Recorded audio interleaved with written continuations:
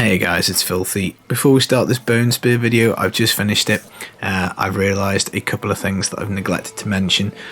One is that the build is capable of the 2 to 3 minute range, as some of the footage will show you.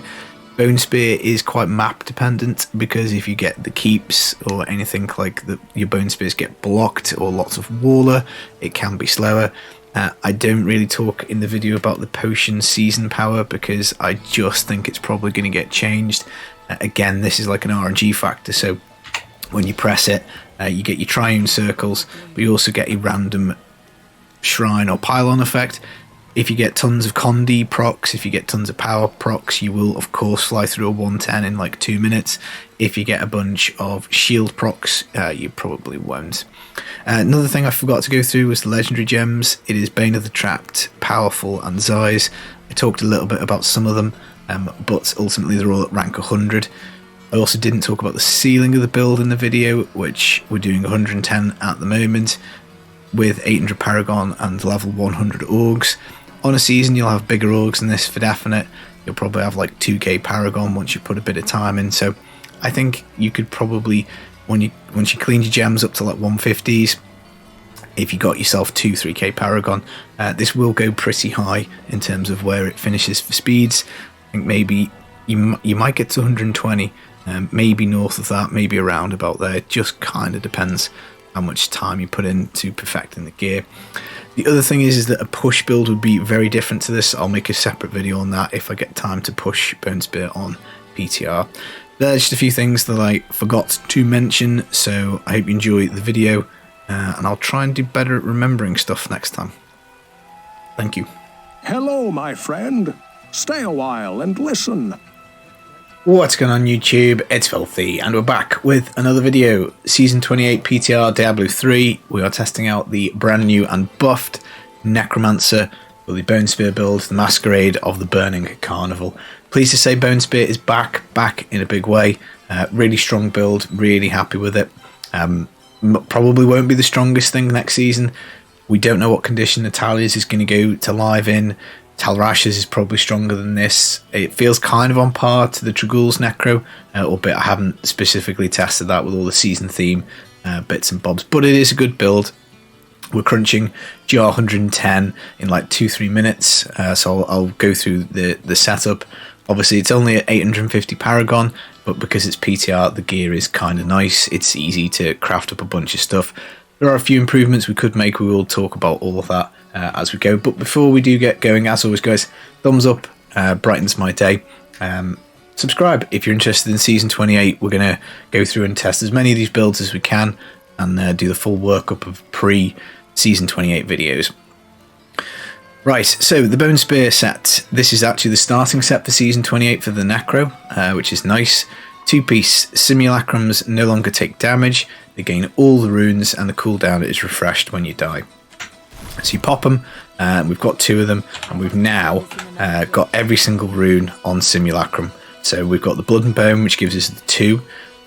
We have got so there's the blood one, the red guy, and then the bone in the white. We've now got double essence, so that pop of the simulacrum has doubled our essence from the reservoir rune. And then notably, they will actually do a sacrifice and die, and that can be a problem when you're pushing, because sometimes they can just disappear, and you do way more damage when you have your simulacrums active. But the way to think about it is it's now 3 for 1 on the Bone Spear, pretty much, because every time you do a secondary skill, they'll duplicate it.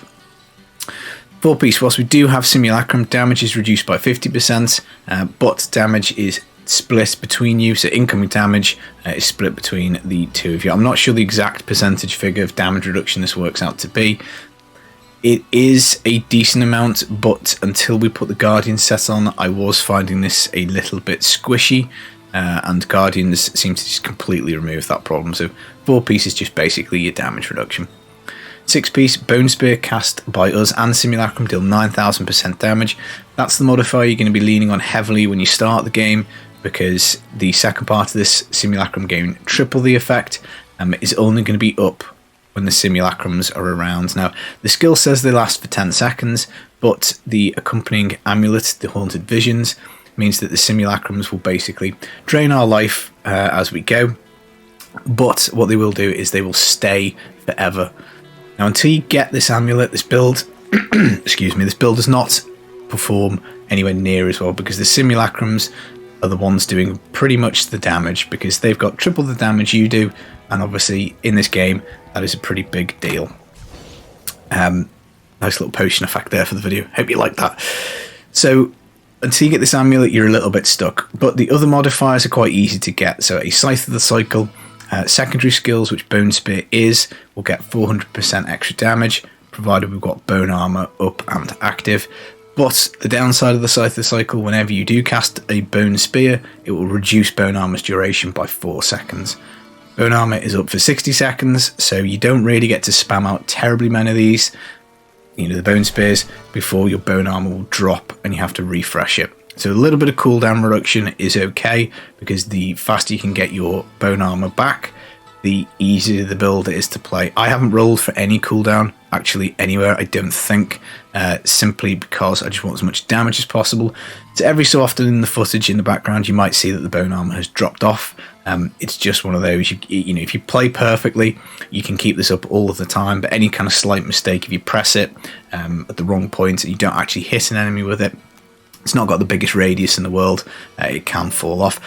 But on a 10-second cooldown, with a little bit of cooldown reduction either in the build or in your Paragon, it will be back pretty easy. So that's the main Scythe of the Cycle. In the cube we've also got the Maltorious Petrified Spike. Bone Spear now costs 40 essence and deals 700% damage. Both of these modifiers are very easy to get because there's only 4 one-handed scythes in the Necro pool, 4 two-handed scythes in the Necro pool. So early on, your 6-piece Bone Spear and these 2 modifiers will do a lot of heavy lifting. They should be very gettable very quickly, and even if you don't get a Scythe of the Cycle, you could work a Curse into the build, I'm sure, and use a Tragul's Corroded Fang. You could maybe use a Rayleigh and a Shadow Hook here for more damage, so it's going to be fairly easy to get going, and then it really comes together when you get the Haunted Visions. We also got the Gelmandor's Marigards, the Necromancer Braces. We've got these cubed, so we do get the maximum modifier for them, which I do like because it rolls from, I think, 300 to 400%. So the max modifier basically just means we're absolutely golden and we're doing as much damage as we can. You're looking to spend your blood shards on this as you're setting it up at the start of the season. Necromancers obviously love the Crispin Sentence Ring, so we get double damage and then triple this effect whenever we do a control impairing effect. So like a stun with Bone Armor. So the idea is you can pop your stun, blast with Bone Armor, and it is a really big chunk of damage. You will actually get the first part activated by Bane of the Trapped, and you can also get the second part activated by the Zai's Stone of Vengeance when you do the stun on the distance shot. It has a small chance to stun. We do also on the follower have the Blind Faith, so she can blind on hit, and the Cord of the Sherman will also go off occasionally and put a Chaos Field of Blinding, which again activates your Crispins. So that is that. Conventional elements, Necro only has 3 damage types, so Convention's always a strong choice in the build. And then aside from that, for damage, we have got the Guardians, reworked from last patch. Actually makes a big difference early on at these kind of low Paragon numbers. You basically get double your vitality, double your intelligence, and a little bit of damage reduction from it as well. So really powerful. Obviously, of course, we have to take the Rogue in the cube, Ring of Royal Grandeur, to make up all our bonuses. We're going for the Cold Rune on the Bone Spear because that will activate the Lost Time, and we get some extra move speed here from this. So it can stack up to 50% if you get a 10% rolled one and get it to 5 stacks. If you want more damage, you can do Poison, but I just like running around really fast. Other than that, you just want some Bone Spear damage and some crit chance on your offhand and a nice high damage roll, getting up towards the 600 max if you can. In terms of running around really fast, the Stuart Screws boots, I will never make a Necro speed build without these, because just teleporting and getting 100% move speed is just absolutely amazing. Always love to take it. You can get Bone Spear damage on your boots. Ideally you want Bone Spear damage and then 3 defensive stats. You can get Bone Spear and crit on your helm. We're missing Bone Spear on here, so we could eke out maybe another Rift level if we didn't have the Vitality, albeit that would impact our squishiness a little bit. Generally speaking, for speeds, you don't need any area damage. You want attack speed on your weapon, attack speed on your Crispins, and I think that might negate the need for attack speed on your gloves, because using the Enchantress, we do get some attack speed here, so 6%. It might be that attack speed double crit is better. I couldn't really find the breakpoints anywhere online, so if anybody does know, stick them in the comments. But that aside, you tend to, when you're pushing with this build, go for a lot of area damage. But for the speeds, we tend not to bother. We just stick in double crit, main stat, and then defensive stats. So a bit of resource cost reduction. You can take the Topaz and the Helm for that. I've got it on braces. You probably don't need it. It'd probably be better to have cooldown or area damage here. And other than that, you want cold double crit on your amulet, cold crit chance on your braces, and then crit chance, bone spear, and just as much damage as you can get on your offhand. Belt is obviously full defensive rolls, pants are full defensive rolls, and I think that probably covers the stats. In terms of skills, Frost Scythe, I always take a generator with Bone Spear because it feels really rubbish to run out of essence. If you do happen to do that, it can suck. So with the Grim Scythe, you do get some attack speed bonus, so if you can keep your stacks up, when you hit this little box here, it'll stack up. That does give you some more attack speed, which maybe gets you to the next breakpoint. As I said, I couldn't really find them online. We've got Devouring Aura. I just use this one because I'm lazy and I can't be bothered numlocking. So whenever we kill something, a corpse is dropped, it's automatically devoured. We get essence back to keep bone spearing. Similarly, Dark Reaping, 2% essence every time we kill. These two in combination are quite powerful for keeping your essence up. Bone Armor Dislocation we've covered. Should have mentioned that it does actually offer us 30% damage reduction at 10 stacks as well. It does help out with the toughness. Blood Rush is the teleport skill. Now, because we've got the generator, I don't feel the need to go for molting and leave a corpse in our location. I'm quite happy picking up the 100% extra armor from potency, making us a little bit tankier. And then lastly, we've got Simulacrum. We've got all these runes, so it doesn't matter which one we pick. I've just left it on Blood and Bone. In terms of passive, Fueled by Death, whenever Devour goes off and consumes a corpse, we generate up to 30% extra move speed, which keeps us nice and fast. Final Service, because Necro still is a little squishy sometimes, and you can get really hammered by like electrocute on the ground or something like that, so I would always play with this. Iteration is just another, I think, 20% damage depending on how far away we are, so again that pairs quite well with the Zeiss. If you are at range, you are going to be doing a bit more damage, but bear in mind it is obviously harder to hit a Bone Spear from further away.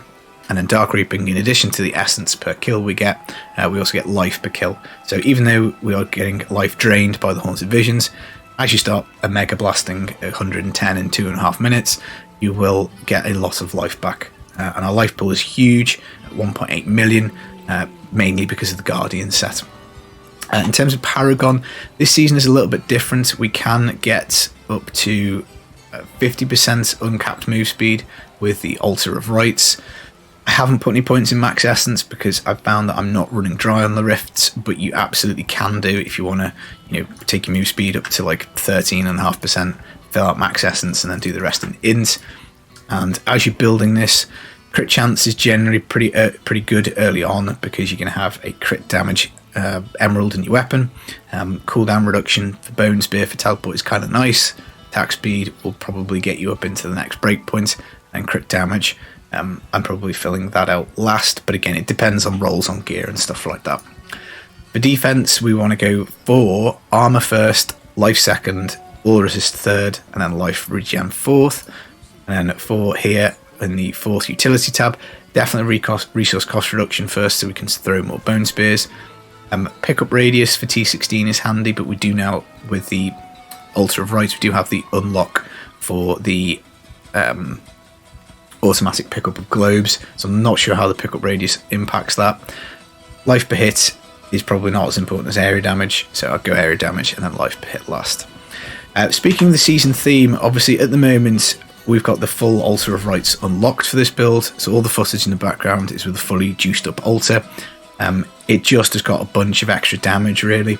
Extra boss damage is a particular node to take for Bone Spear as early as you can get it, because its single target is probably its weakest point. And then other than that, any of these nodes that do damage, 10% damage here, 15% damage here, there is elemental skill damage here. You know, they all would be helpful for the build. And in particular, there is this one here, Vigor. Critical hits grant resource. Again, because it's a resource-thirsty build, it's a nice node to pick up early. But obviously, of course, you want to pick up all the nodes as soon as possible. But they're just some of the ones, I think, that help elite damage. Again, another good one to pick up if you can. Right, so that is it. I think the only thing that we didn't cover is in the gear we have got rubies. This is to buff up our armor because the Necro naturally has a lot of intelligence and therefore all res. And also we've got tons of vitality with our Guardian set, so armor just seems to round out the toughness for us. Lots of fun. As I say, is it going to be stronger than the Nova? I'm not quite sure. We're going to test Nova at some point. I've got a sneak feeling that they're going to be about the same. But in terms of competitiveness across the classes, it may well be that Wizard and DH leave Necro in the dust. Last thing to mention is the Scythe of the Cycle here is one of the crafted ones using the Primordial Ashes. This is the new recipe in the cube. Page 11, you just want to get your item, shove it in here. It'll take you 2 primals to find to get enough resources to make 1 Primordial Ash, Primal Ancient Legendary Scythe of the Cycle. I'd go with that first because it's got damage roll on it and it's got the up to 400% secondary skill damage. So that's what I'm spending my resources on. If I start Necro, which I may do next season, I'm going to be getting this item as soon as possible. And then I probably would go for amulets rolling at Kadala because we know, again, there's a node in the Altar of Rites that will allow us to do double legendaries from her. So that means that whilst it's 100 shards per amulet, that's still expensive, but if you can get twice as many legendaries, you need to find this item as soon as possible, so that's probably what I'm going to do. Right, so that is guide. I hope it was thorough. I hope you enjoyed the footage in the background. I've been the Filthy Casual. I'll see you again for some more videos real soon. Take it easy, guys. Peace.